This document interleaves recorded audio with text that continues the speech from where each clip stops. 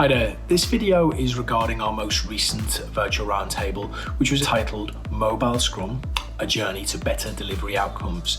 Our facilitator, Igor Knezovic, is an outstanding delivery and payments leader who until recently led regional teams of more than 350 people across Asia Pac in project program management, quality assurance, software engineering, IT architecture, business analysis, and production support practices. He was instrumental to the setup of the global mobile Scrum delivery model, which is a custom-made implementation of Scrum practices. The model enables scale Scrum delivery using distributed teams, and the model has significantly improved utilization and efficiency of offshore teams and reduced delivery costs by shortening the implementation cycles from 15 to 4.5 months. So I hope you really enjoy this virtual roundtable. Thanks so much for your time.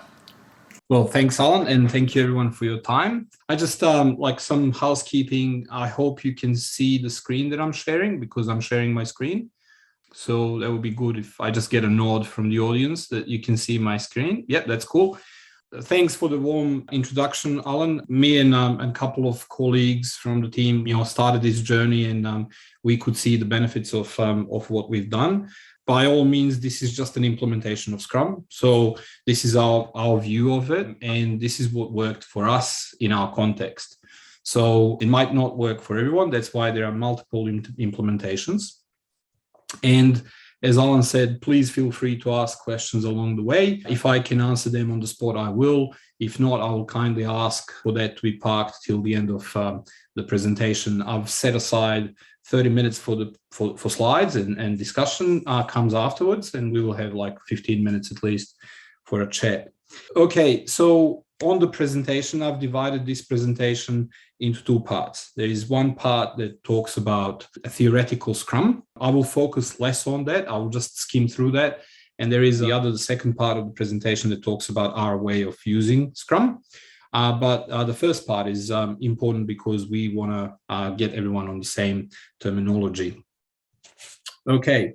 So mobile Scrum, as Alan stated, is an implementation of Scrum. And as you know, Scrum is an agile framework. So if you want to implement Scrum based on just the pure Scrum in theory, you will come up with different issues as we did. The theory of Scrum, we have three sort of definitions of Scrum. I won't go and read it through. I just want to point out the keywords. Let me just put the pointer on. So simple and iterative, as you know, collaborative and continuous inspection. So, and these are the things that we needed to stay honest throughout the implementation and using the model. Scrum facts. Scrum relies on transparency, inspection, and adaptation. That is, like in the core of it.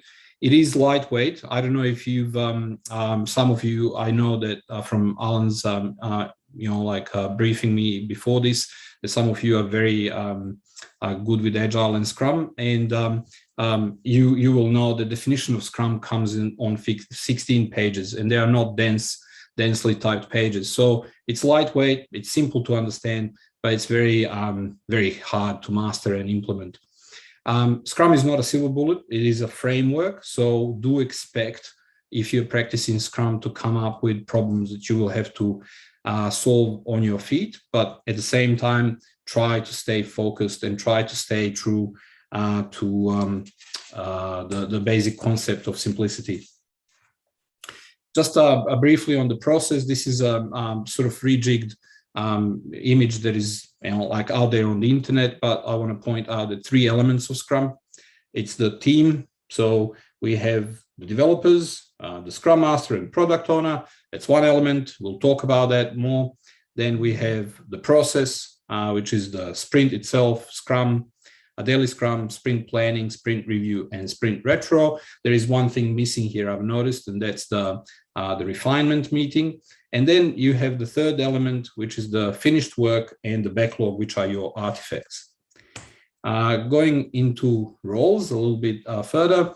So we have product owner, a scrum master, and developers. The product owner is not a committee, and many companies use that role as a committee. It has to be a single person. That person needs to be responsible for what we are building and how much we are paying for it, and what is the value that it brings to our customers. The Scrum Master is responsible for how we do things and needs to be very disciplined with implementing these simple and like very few rules that we have, but these rules need to be implemented very stringently. And then we have developers who can be of different designations. As you know, they can be programmers, they can be testers, they can be analysts, but in Scrum wording, they're all developers if they're part of the Scrum team. Scrum events, the highlight here is that everything is time boxed. So your sprint is time boxed, 1, 2, or 3 weeks. We've done them all. We somehow landed on 2 weeks, even though we had a very good implementation where we had senior people who understood the process, and we asked them to do 1 week sprints, and it was magic. It worked very well. But because everything is a function of the duration of that sprint, you have all the meetings sort of adjusted to that. So it's, for instance, sprint planning is 1.5 hours per week of sprint and going forward. Sprint planning is a mirror review of sprint review. So in sprint planning, the product owner presents what they want. In sprint review, the team presents what they've done. Daily Scrum, quite often we see people abuse that meeting. It's a simple 3 questions: what I did, what I will do, and if I'm blocked.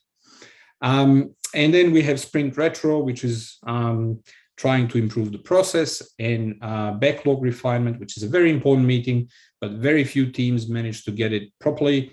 And that is because of lack of motivation to think ahead. And but it's in our case, in certain implementations where people did that we saw benefits of using it. Scrum artifacts is what is it that we are expecting to change or deliver at the end of this process. So obviously, we have a product backlog, which is our glorified to-do list, and we have the sprint backlog, which is a subset of the product backlog. And these things will change at the end of the sprint. Obviously, the stories that we finished will no longer feature there. So like product owner will add more features. So that's a live artifact. And then obviously we have the most important thing is that what adds value is the product increment. This is what we are delivering. And then we have a sprint report. All right.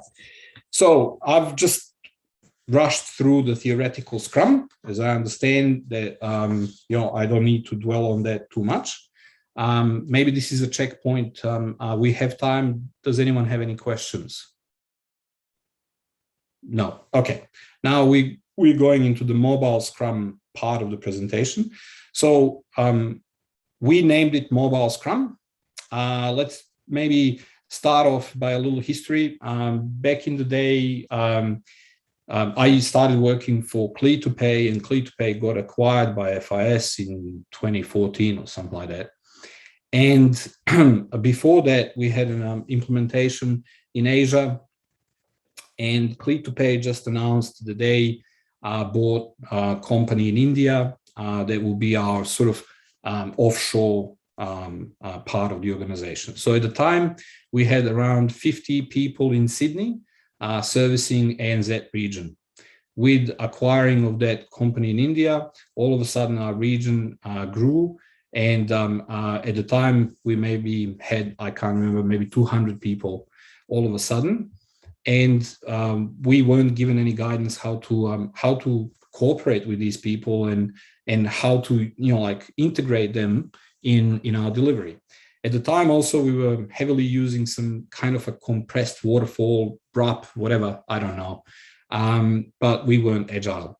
So what happened for that implementation that we had in Singapore, we thought that the best thing would be, because we knew the product, that we prepared a good set of documents, deliver that to our colleagues in India, and expect them to code and test to that documentation. Of course, 6 months later, we got something that we didn't expect that we would get.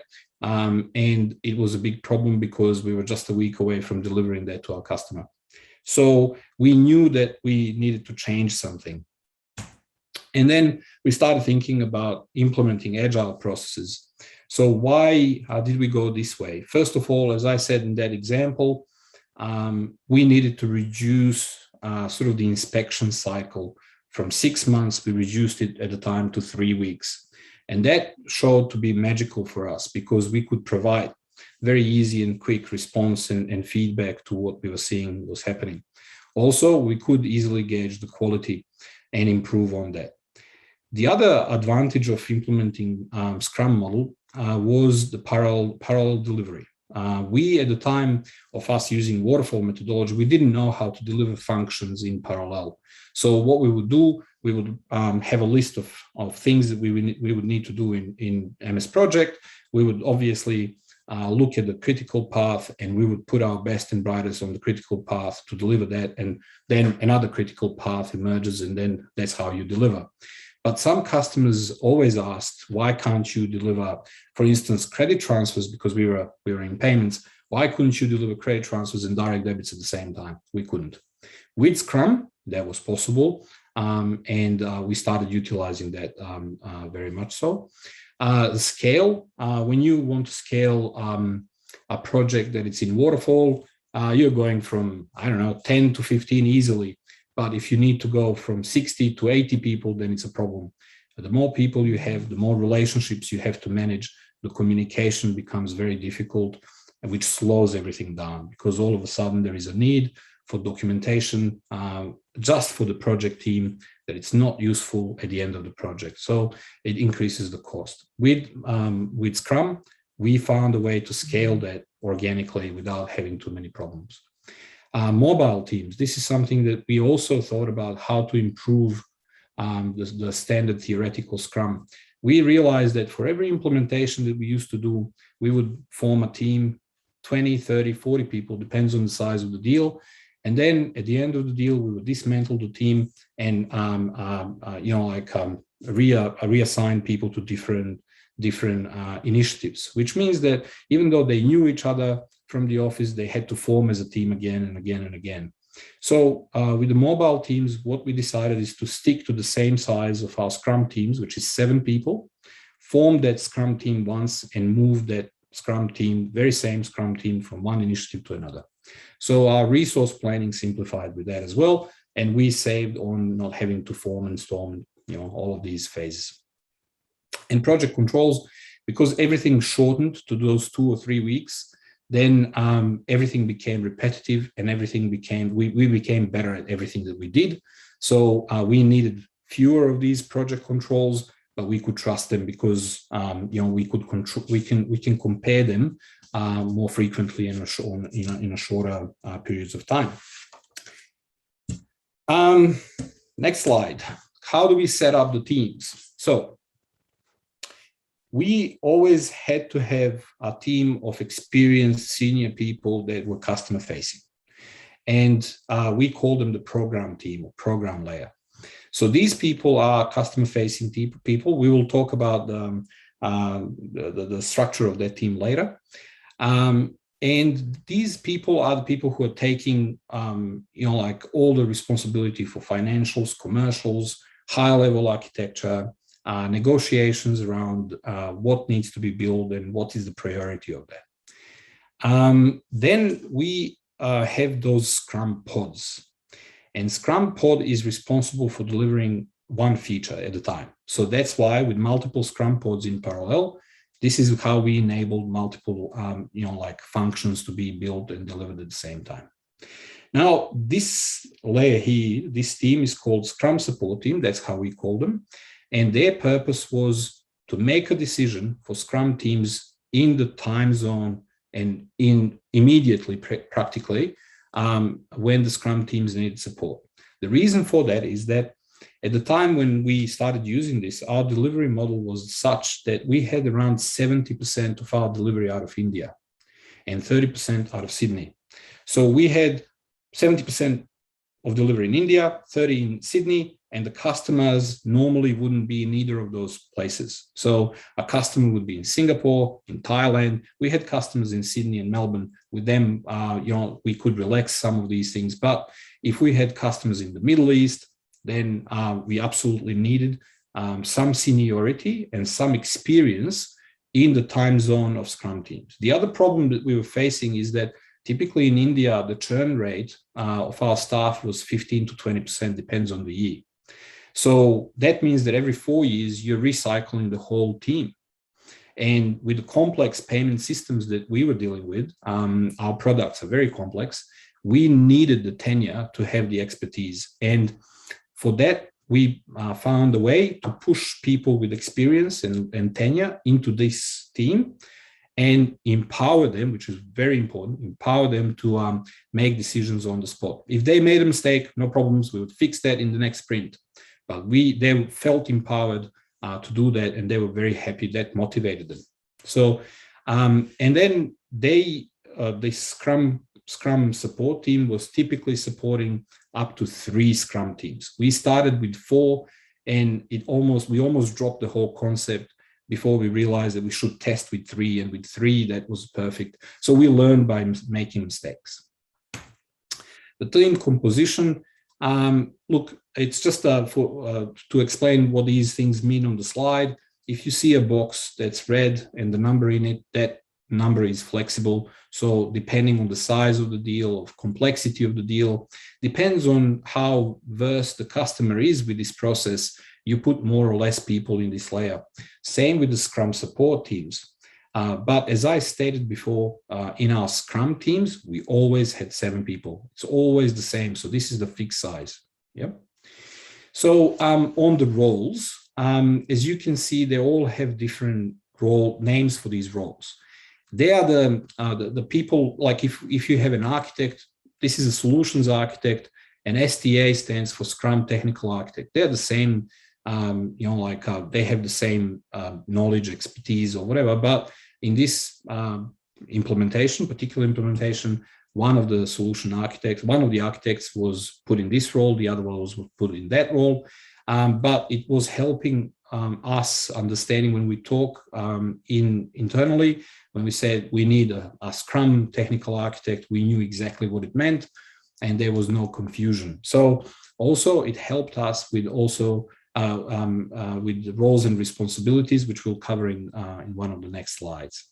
So this slide also is presenting a couple of examples where we had 3 Scrum teams, and then we have 2 Scrum teams, which obviously requires less of a Scrum support. And then we even have a situation where we don't have a Scrum support team. This was typically done when we had a collocated Scrum team or in the same time zone with the customer, or we have a group of very experienced Scrum project people that we put in the Scrum team. And we used to have a SWAT team, a Scrum SWAT team made of superstars that we would typically deploy at the beginning of each initiative to stand things up properly, or we would deploy if things go really badly to fix things, right? So in that case, we didn't need the Scrum support layer.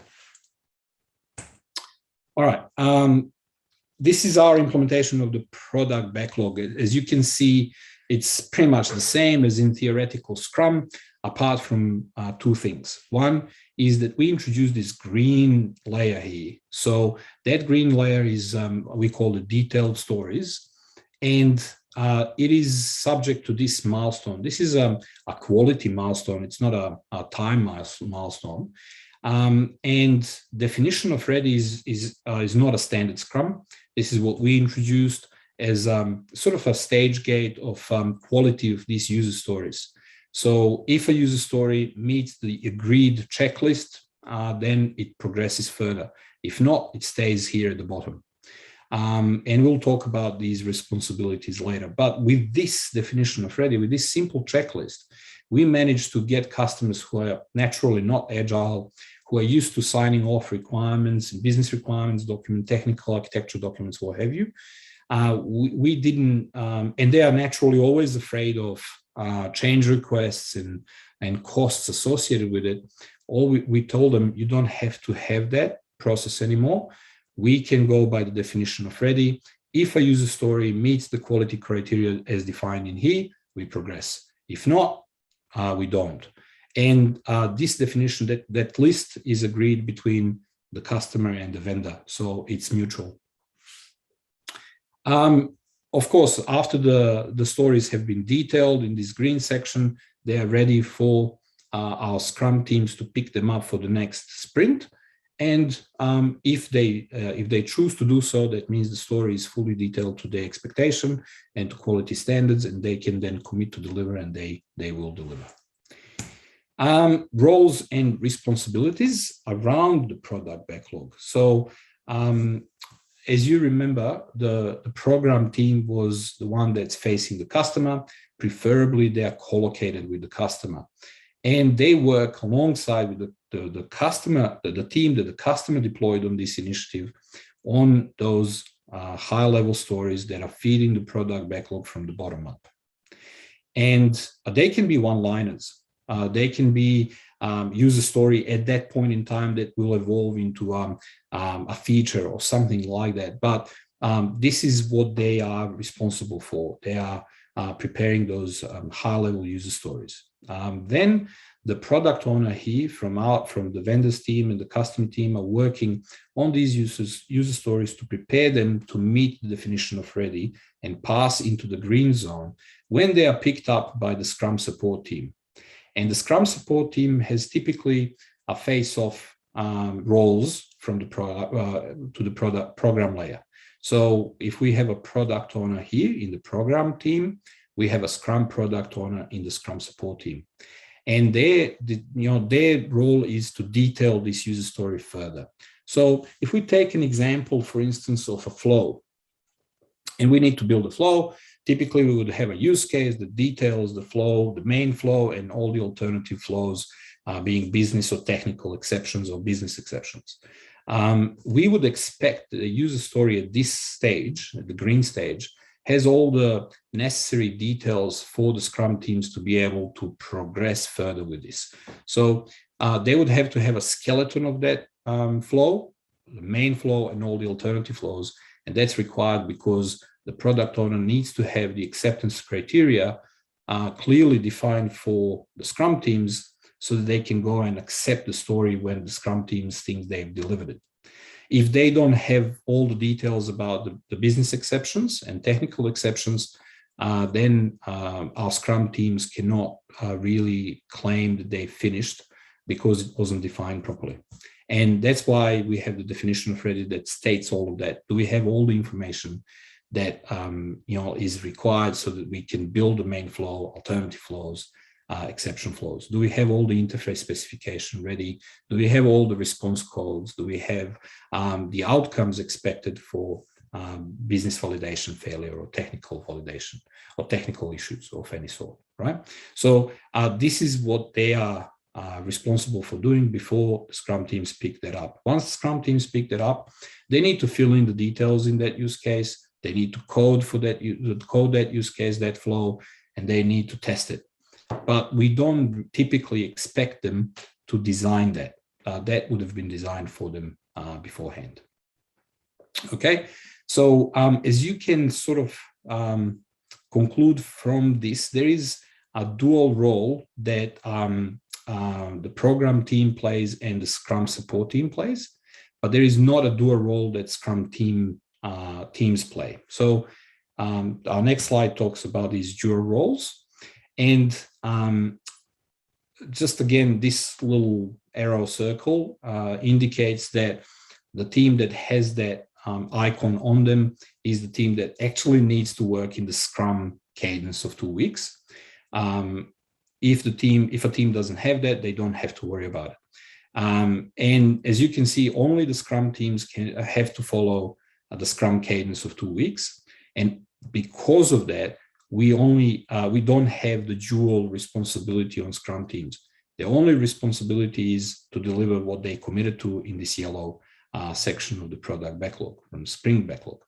The Scrum support teams and the product teams, they all have dual roles. Product team supports the customer and the Scrum support team, and Scrum support team supports the program team and the Scrum teams. So therefore, because you don't know how much work will come from either side for program layer and Scrum support, we can't put them in 2-week cadence. Yep. All right, moving to the next slide. Igor, can I just interject for a second? Mm-hmm. There's a question in chat from Dirk, which he says, "Hi Igor, how would you overlap PI planning on this model?" Okay, that's a good question. We've done SAFE with one of our customers, and like it feeds into this section here.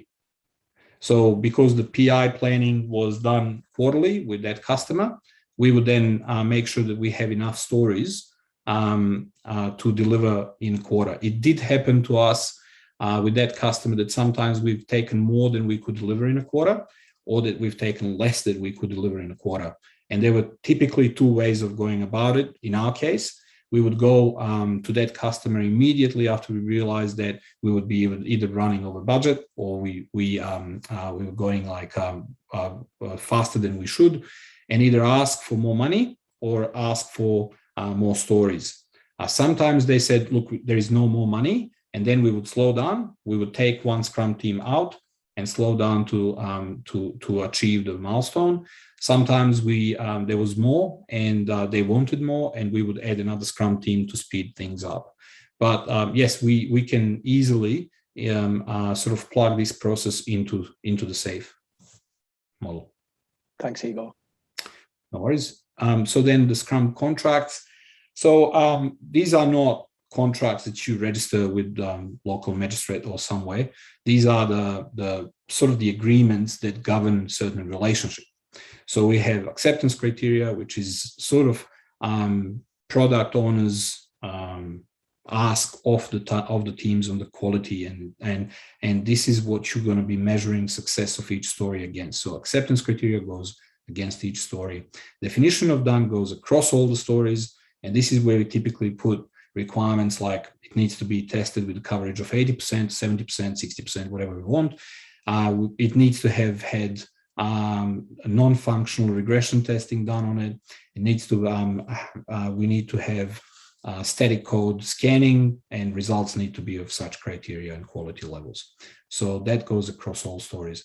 Definition of ready, we talked about that. This is governing the relationship between the vendor and customer product owners, and the quality, and it's sort of against the quality of each requirement. This is when we are releasing to the customer. There is a checklist that says, have you done this and that and that? Many companies have release qualifiers, like we had bronze, silver, platinum, and that would mean how much of this release definition of done we completed. And then finally, production support team and delivery team have an agreement. What is the quality of our releases before the production support can take them on? Now, just this is something that most of you most probably know, but a story is atomic, can't split the story up. You have to define the story in such a way that it's deliverable within one sprint. Feature is a set of stories, as we can see here, but you can have multiple feature in a solution, and solution is one. So let's just start talking about the relationship of these terms. This is very important. I see many people doing this in sort of a different and a wrong way, in a sense. When I say wrong, it's very controversial, but in real world, okay, let's start from a little bit step back. As you know, in waterfall, we only do absolute estimation. We estimate in man days. Each man days is subject to a cost in professional services, and that's how you calculate the cost and duration of implementation. In Agile, however, you have relative estimation, and that is enabling Scrum teams to be engaged and to be sort of predictable. Now, how do you reconcile the two? You don't. That's the problem where people try to reconcile. I've seen many different equations to come up with absolute estimation using the relative estimation. The fact is, if you have multiple Scrum teams and you allow every Scrum team to have the baseline that they will compare the estimation on, because it's relative to that baseline story, then the model is broken if you're trying to apply that to multiple Scrum teams. SAFe is SAFe is acknowledging this, and what SAFe does is if you have 5 Scrum teams, it will take however many story points each Scrum team comes up with. One can come up with 10 for a sprint, the other one can come with 100, and they sum it all up, and that's how they gauge the velocity. Now, what I used to do when I was running projects like this, I would understand perfectly well the value that each story brings to the customer, and I would assign the value like a value in percentage on each story. So if I have, like, say, to deliver 1,000 man days worth of work that will take 5 sprints, and let's say I divided that into 20 stories, I would know that which story is bringing the most value. That story can bring 20% of the value, and so forth. And I would prioritize that with the customer and execute on that priority. So then when the Scrum teams come back to me after the first sprint, I will see if I'm ahead or behind on the value. If I was measuring them on story points, then I can get to a point at the end of my delivery, just before delivery, at the end of my build, that my burn up is straight on the projection line, but I've built 40% of the expected value, which is obviously then all of a sudden you go from green to red in a second. So to avoid that, this is managing the expectation. So when I was going to the customer, I used the absolute estimation, and I used my experience, my team experience to say, like, is that going to be 1,000 man days? And we agreed with the customer it's going to be plus minus 20%. The customers would expect that, and we would give them the rough date. And then we would manage everything else to that date. If I needed to bring more agile teams to speed up, that means that we screwed up pretty much, then we would do that. But maybe we did it once or twice in all of these years. The experience showed that we were, spot on. So that's on estimation. This is a very important topic, and this is the one that even at FIS, within my team, people were doing wrong because they didn't understand that. I was conducting multiple workshops on that, but I guess some habits are hard to break. Igor, can I just interject? Yep. So first thing is we're at 12:35, and now we've just got a question in chat from Nat. So I'll just ask the question if you don't mind, and you can answer this now or at the end. So Nat's asking what estimation/engagement model with third-party vendors worked well, and then he said when they are integral to the overall solution delivery. So for example, fixed capacity or time material, etc. Yeah, so fixed price contracts are problematic for this model, even though we've done them. It's not ideal. As soon as you go fixed price, you have to introduce change requests. Now, the way around that, we said to customers, look, you want fixed price, and we will deliver these functions for that fixed price. Now, there is a movement in between these functions. So if you all of a sudden don't need one and you want something else, then we are happy to swap if they are similar. But it was a problem. Now, also in fixed price model, when you go to the team composition, your program layer and your Scrum support teams are fixed price. Because like you have 5 people for the duration of the project. That's fixed price. Where the flexibility comes is here. You add more or less Scrum teams. And that's how you manage to the fixed price. If you have time and materials, it's beauty. It's what you want in Agile. And that tells the first premise of Agile is trust.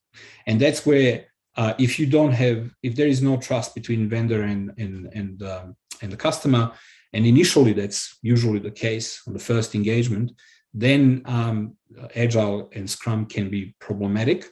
And then there are steps to go one step at a time to build that trust. And we've done that. We would say, you want a fixed price, you want Agile, you want waterfall methodology, no problems. We can accommodate that. What we do in the background is still run this in Scrum model, but slowly introduce them to our review sessions and say, here's what we've done. This is your opportunity to give us feedback. And then you build trust bottom up. And then all of a sudden, changes are not a problem.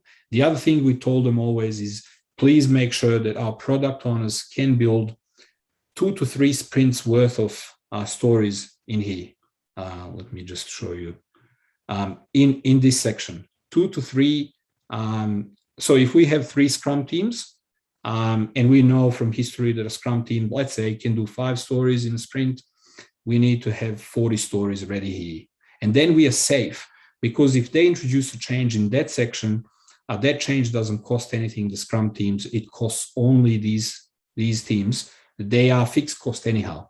So, like with these kind of little things, we managed to get customer to trust us, and then it wasn't a problem at the later stages. Even if they insisted on fixed price, they knew that change requests were only when they are necessary, and we can't swap things around and we can't do anything about it. So, but in essence, fixed price is not good.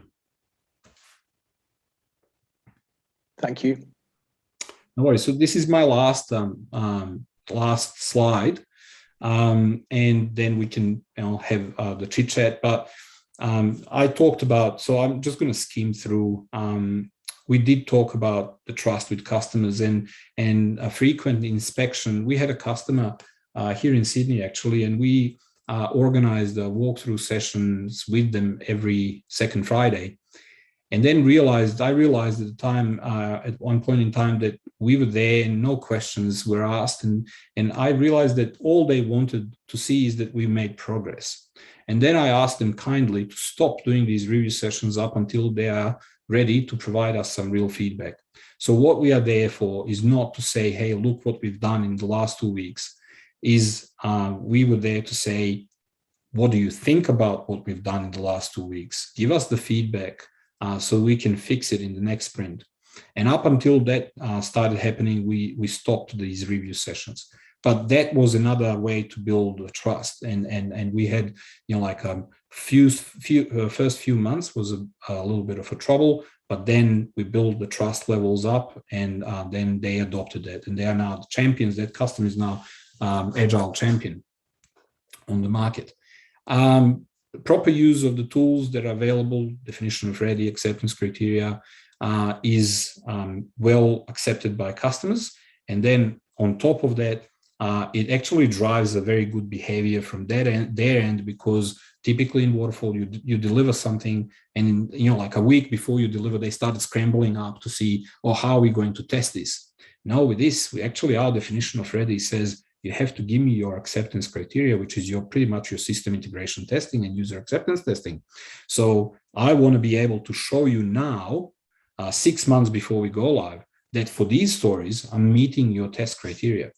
And that brings them to the point that they have to start thinking about that very soon. As I stated before, we can accommodate waterfall or up practicing customers, no problems. As we also talked before, we can integrate very, very neatly with SAFe. Technical debt is a very dirty word. Don't allow that in your teams, never ever, because you will just end up in trouble. No one will pay for it at the end, and it will be blamed on the process. Just don't allow that. Be very strict about, if you don't want to accept the story, if the story doesn't meet all the criteria, don't accept it. Reject the story, do it again. But don't accept that you're going to park what's not done on the story. If you have a lot of requests for technical debt, that means that your acceptance criteria is not working, your definition of done is not working, something else is not working, but don't take technical debt. Yes, you need a Scrum Master. Scrum Master needs to be a role. It's not a shared, you can't have a developer to be a Scrum Master. You can't have a delivery manager to be a Scrum Master. Delivery manager is something that I most often see to be a Scrum Master. If you look at the nature of their roles, they are contradicting. Delivery manager needs to look at what needs to be delivered, and Scrum Master looks at how things are delivered, and they are headbutting all the time. So you can't put these two roles in the same person. Transition support is always a question. How do you do that effectively? So just to be on the same page, transition support is, the project team delivered all the features, but the customer hasn't gone live. and they have delays of their end, system integrator, what have you. So sometimes it can be a few weeks, sometimes we've had it for a year. So how do you support their testing for a year? You can't dismantle the project. So what we used to do, we would take a Scrum team out of the production support team, and we would put them while we are building on non-critical tasks. So then they are learning about the product, and they can go about in a Kanban model, delivering support to that customer while doing other work. We talked about 2 to 3 sprints of equivalent number of user stories ahead of the sprint. And the program team, and this is a very, very big no-no. Unless you really, really, really have to, please don't change the stories during a sprint. So you have to let your Scrum teams deliver to what they committed to. You can't just yank a story out, put a new story during the sprint. It throws them off. It throws your reporting off. You can't then predict when you're going to finish that, especially if you do that quite often. So that's my final remark. Questions? Please feel free to come off mute if you'd like to ask a question. If anybody needs to go, we normally finish at 12:45, but if you'd like to stick around and have a chat with Igor, let me know how much time you've got. Oh yeah, I'm good. I'm good for half an hour, if need be. Nat here. We use elements of SAFe with a couple of Agile release trains running. And by the way, I head the enterprise delivery in Medivac. So one of the things that always comes up as a challenge is the architectural runway. Like, we don't want to have more rework in the overall bigger picture solution when we just focus on the next 2-3 sprints from a Scrum perspective. Yeah. So how did you face any challenges while you have to have a relook at the bigger solution component, and how did you address that, if it ever comes up? Look, 2 to 3 weeks ahead is for the detailed user stories. Obviously, to achieve that, you have to have, on that high level, architectural level, you have to have people engaged quite early in the process, and they need to be on the same page. If things are unknown and things are changing, then only these architects are affected at the time. We haven't had much of that, I must say, but at the same time, the reason for that most probably is that our architects are very engaged with the customer from the outset. So there is not a day that they don't talk to each other. Preferably, we collocate them. Colocation is the key. So for our Australian customers, we would always have people sitting at least 3 days a week at the customer from that program layer. For customers that are not Sydney-based, we try to travel. We try to spend time with customers face to face. So, but we didn't have a situation where we had to throw away everything that we did because the architectural changed. Yeah. Thank you. No worries. Igor, I would like to ask a question myself, actually, which is a segue from what you just said about the co-location. Obviously, you guys at FIS built this model before the world changed, and we've all been in lockdown for the last 18 months or various degrees of lockdown. And from a recruitment perspective, I've got one extreme of the market who want to work 100% remote, another extreme of the market who are absolutely busting to be back in the office 5 days a week. But then we've got most people who want to have some sort of flexibility 2 to 3 days a week. So at the moment, Momentum Search and Selection is only working with those clients who have flexible working and want their employees and contractors to work 2 to 3 days a week. So with your point about co-location, how are organizations going to solve that problem? Because they're not going to be able to, with the greatest respect, getting people back into the office 5 days a week is going to be a major challenge. It is, and in fact, during the COVID period, FIS decided to close one of the offices that we had in Sydney. So now FIS is facing the situation where there is 280 people competing for 80 seats. So yes, I fully acknowledge that, but I think that it's, and maybe I'm a radical in that kind of thinking, on that line of thinking, but I think that we need to be collocated. So for the program layer to work, it's mandatory that they are collocated with the customer. you can't substitute that, because the substitution to that is long emails. So let me give you an example. Once I went to pay a visit to our friends in India, and they were well integrated, but I was traveling there frequently for the same reason. And I wanted to now start polishing little things, little dents in there. And one of the things is I just went to our Jira, and I found a Jira that took me 2.5 hours to read. One. So I go like, okay, if it took me 2.5 hours to read this, it took you 2.5 days to write it. So, right. So then I go like, why are you doing that? Because then I realized they were working from home, and that's the only way to communicate with each other. But in contrast to that, when I was in projects, I would, within the same office, I had a very nice seat in North Sydney next to the window. Very nice seat. It's a premium seat, right?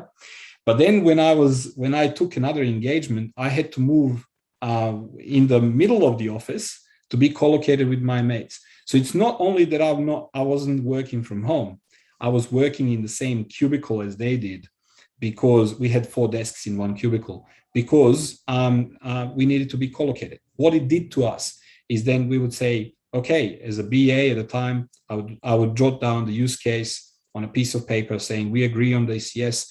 Developers would start coding to that, and they would say, okay, you do this business exception, I'll do the main flow. The testers are preparing the test case, and I'm preparing detailed specification. And then I would realize that I had mapped something wrong, and I go like, oh, like I mapped this wrong. And I didn't raise another Jira. I just told them, hey, this attribute remap to that. And they were like, yep, sweet, done. Okay. So, like that efficiency can only happen when you collocate it. Now, going back to these layers, program layer, the whole sort of benefit of them being collocated with the customer is the alternative is email. We don't like emails. It doesn't have verbal and doesn't have the whole body language in there. So we know how difficult communication through email is. When you go down to Scrum support teams, they need to be collocated because they need to be able to respond quickly. If we resort again to emails and Jiras, there is a time delay. There is an effort put needlessly in there. So I don't know. There are tools now, going back to the current actual situation, there are tools like Miro, MS Teams, Zoom, or what have you, that helps with that. But still, for the cultural reasons, the team bonding, I think the teams need to be in the office at least 2 or 3 days a week. Okay. So it sounds like, for example, organizations might be thinking about getting people back into the office for a purpose, and it might be, let's have an agreement collectively as a team that we all come in Tuesday, Wednesday, Thursday for these reasons, these purposes, and these are the benefits as a team for us to do this. You still can have flexible working, you can still look after your family, do all the things you need to do. And guess what? You've got Monday and Friday where you book on your week by working at home. That might be a good compromise for the future of work. Yeah, look, and everything keeps evolving. So this model was designed like 5 years ago, and we stuck to it, like as much as we can. COVID challenged that to an extent, and if we were to measure the impact of COVID, I think there was a measurable impact on this model.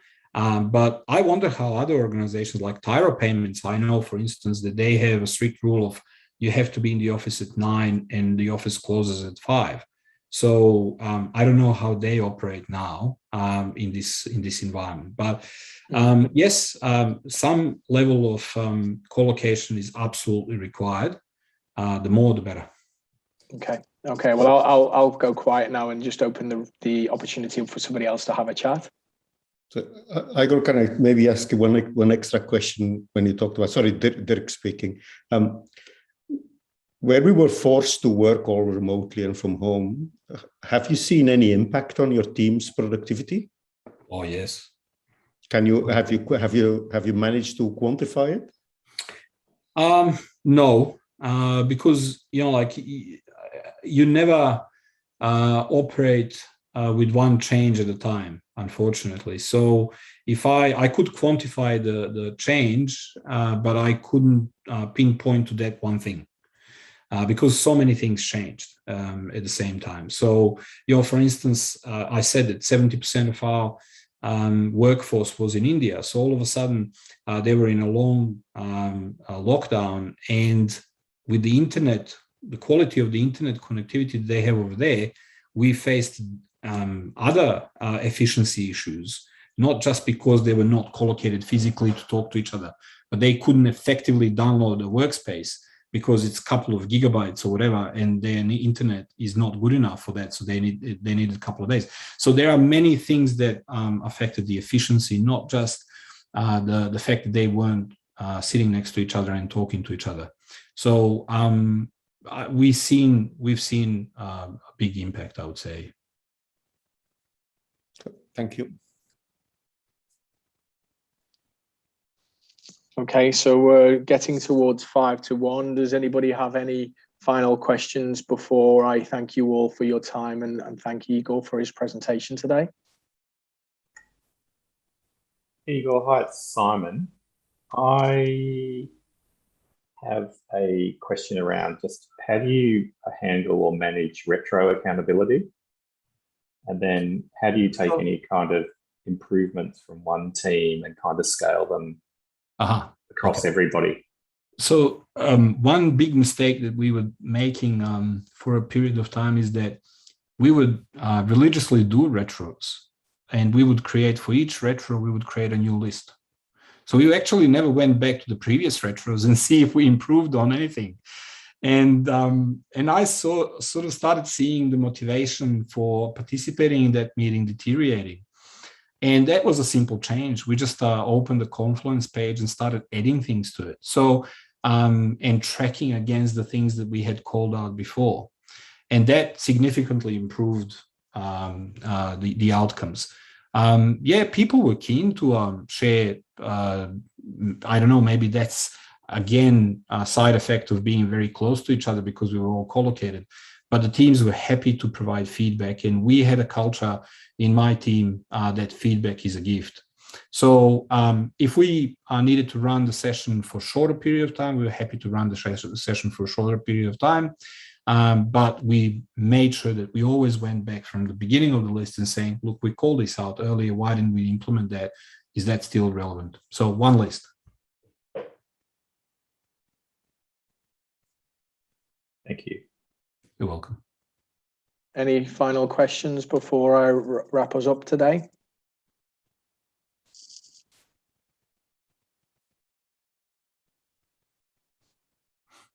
I think I'll wrap up then. So thanks to all of the attendees for attending. A special thanks to Igor for facilitating today's event.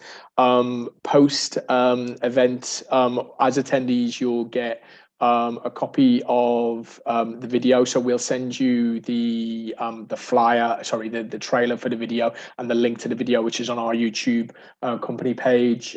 We've got into a cadence and operating rhythm around that now. Thanks to actually Simon, he's helped us with that in previous VRTs. Obviously you're very welcome to share with any colleagues or friends. And we'll also send you a copy of the PowerPoint presentation as well. So thanks everybody for attending. If you're in Sydney, lucky you. If you're in Melbourne, 3 weeks to go. Hopefully we'll get out soon. And thanks very much for your time. Just a final one from me, if you don't mind, Alan. Yes. Thank you for your time, for your questions. I hope I answered them. If you want to hit me up on LinkedIn, have any follow-up questions, feel free to do that. No dramas there. Happy to help. Fantastic. Thanks, everybody. Thanks for joining. Have a great afternoon, and we'll speak to you soon. Thank you. Thank you. Bye. Bye-bye.